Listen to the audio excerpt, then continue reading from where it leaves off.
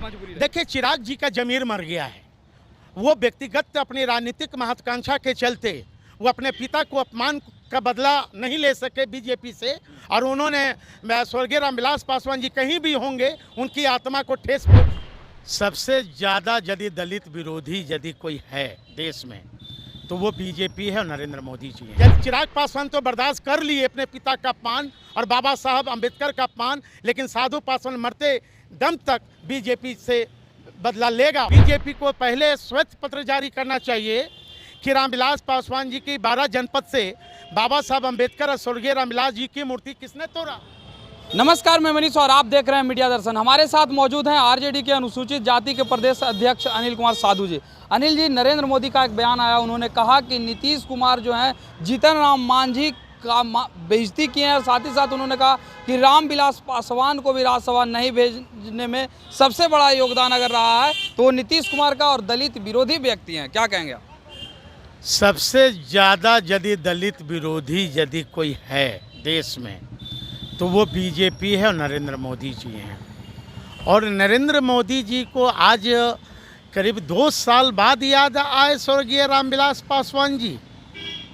मैं तो नरेंद्र मोदी जी से और खासकर बीजेपी के लोगों से मैं पूछना चाहता हूँ, चिराग पासवान ने आप पर आरोप लगाया है कि मेरे पिता और बाबा साहब अम्बेडकर का जो मूर्ति 12 जनपद से जो तोड़ा गया, तो वो चिराग जी ने आरोप लगाया कि बीजेपी के लोगों ने तोड़ा। और चिराग पासवान जी एक आरोप और लगाए थे कि मैं उस बीजेपी का नेता का नाम बताऊंगा, लेकिन अभी तक चिराग जी वो नेता का नाम नहीं खोले। तब बीजेपी को पहले श्वेत पत्र जारी करना चाहिए कि रामविलास पासवान जी की 12 जनपद से बाबा साहब अम्बेडकर और स्वर्गीय रामविलास जी की मूर्ति किसने तोड़ा। बीजेपी के लोगों ने तोड़ा या और किसी ने तोड़ा? बीजेपी का स्पष्टीकरण होना चाहिए। इसलिए होना चाहिए क्योंकि राम के हनुमान ने आरोप लगाया, तो अभी तक बीजेपी क्यों चुप है? जहाँ तक जीतन मांझी जी का सवाल उठा रहे थे, वो भी बिहार में नहीं, तेलंगाना में। तो नरेंद्र मोदी जी से मैं पूछना चाहता हूँ, यदि आप यही इतने बड़े देशभक्त दलित भक्त हैं तो जीतन राम मांझी जी को देश का प्रधानमंत्री आप घोषित करने दीजिए। रामविलास पासवान जी का अभी तक भारत रत्न की उपाधि क्यों नहीं मिला? अभी तक स्वर्गीय रामविलास पासवान जी को जो 12 जनपद आवास था उसको क्यों स्मृति भवन घोषित नहीं किया गया? यहाँ तक कि कई लोग तो आरोप लगा रहे हैं कि लालू प्रसाद यादव ने ही नहीं चाहा, तो जिसके वजह से रामविलास पासवान प्रधानमंत्री नहीं बने, नहीं तो प्रधानमंत्री भी बन जाते। शायद आपको याद नहीं, इस देश का द्वितीय अम्बेडकर लालू प्रसाद यादव जी हैं।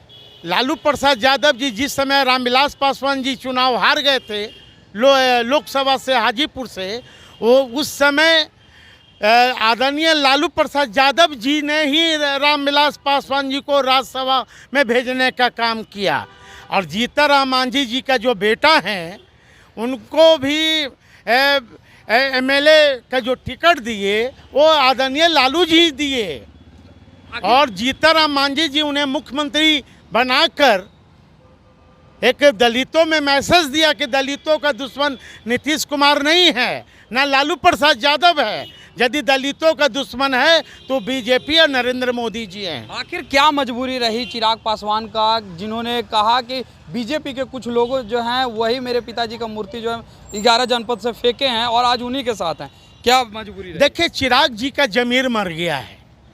वो व्यक्तिगत अपनी राजनीतिक महत्वाकांक्षा के चलते वो अपने पिता को अपमान का बदला नहीं ले सके बीजेपी से, और उन्होंने स्वर्गीय रामविलास पासवान जी कहीं भी होंगे उनकी आत्मा को ठेस पहुंची होती होगी कि मेरा बेटा नालायक निकल गया। तो आप उनके दामाद हैं, आप क्या कहेंगे? मैं तो कह रहा हूं कि चिराग जी अपने पिता का मान सम्मान में ठेस पहुंचाया है, लेकिन साधु पासवान उसी परिवार का अंश है, खून है। मैं निश्चित तौर पर चिराग पासवान तो बर्दाश्त कर लिए अपने पिता का अपमान और बाबा साहब अम्बेडकर का अपमान, लेकिन साधु पासवान मरते दम तक बीजेपी से बदला लेगा। और मैं ही बदला नहीं लूँगा, बल्कि जो रामविलास पासवान जी के चाहने वाले लोग हैं, जो क्योंकि रामविलास पासवान जी एक नेता नहीं थे, एक विचार थे, और निश्चित तौर पर इस बार बीजेपी को हम लोग बहुजन के लोग बिहार ही नहीं बल्कि देश से इस बार उनको अपनी ताकत को एहसास हम लोग कराएंगे। ये थे हमारे साथ आरजेडी के अनुसूचित जाति के प्रदेश अध्यक्ष अनिल कुमार साधु, जिन्होंने सीधे तौर पे ये कहा कि चिराग पासवान का जमीर मर चुका है। क्योंकि अगर बात की जाए तो जब 11 जनपद से चिराग पासवान का प्रतिमा जो है फेंका जा रहा था, तो यही चिराग पासवान कहे थे कि कुछ बीजेपी के नेता हैं जिन्हों के वजह से ये मेरे पिताजी का प्रतिमा जो है उनके आवाज़ से फेंका गया है। आने वाले समय में उनका नाम बताऊँगा, लेकिन आज उन्हीं के साथ हैं, तो कहीं ना कहीं चिराग पासवान का जमीर मर चुका है। इस तरह के तमाम अपडेट के लिए देखते रहे मीडिया दर्शन। धन्यवाद।